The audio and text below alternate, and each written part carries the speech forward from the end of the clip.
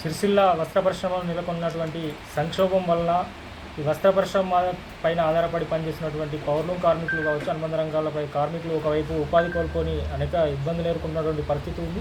మరోవైపు ఇక్కడ బతుకమ్మ చీరలకు సంబంధించి పవర్లూమ్ కార్మికులకు రావాల్సిన 10% యారన్ సబ్సిడీని ప్రభుత్వం అందించడంలో కాలయాపన చేయడం వల్ల కార్మికులు ఆర్థికంగా ఒకవైపు పని లేక ఈ సబ్సిడీ డబ్బులు కూడా రాక ఆర్థికంగా అనేక ఇబ్బందులు ఎదుర్కొంటున్నటువంటి పరిస్థితి ఉంది.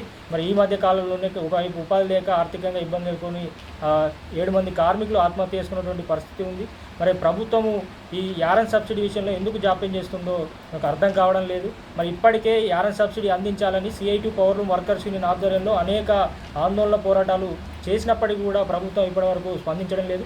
దాదాపు 5,200 మంది కార్మికులకు రావాల్సినటువంటి 2022-23 సంవత్సరాలు 18 కోట్ల రూపాయలు రావాల్సింది. ఒక్కో కార్మికునికి దాదాపు 2 సంవత్సరాలే కలుపుకొని 30-40 వేల రూపాయలు వస్తుంది.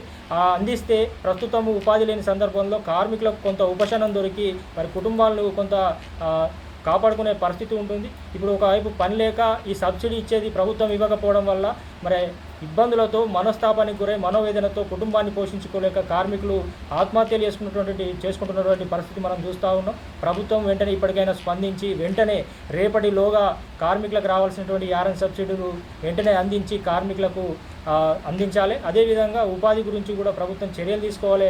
లేకుంటే కనుక పెద్ద ఎత్తున ఆందోళన చేపడతాం. మరి ఎల్లుండి ఈ యారన్ సబ్సిడీ విషయం పైన జూన్ 27వ తేదీ గురువారం రోజున పెద్ద ఎత్తున చేనేత జౌళి శాఖ కార్యాలయం ముందు ఒకరోజు దీక్షా కార్యక్రమం కూడా చేపడతా ఉన్నాం.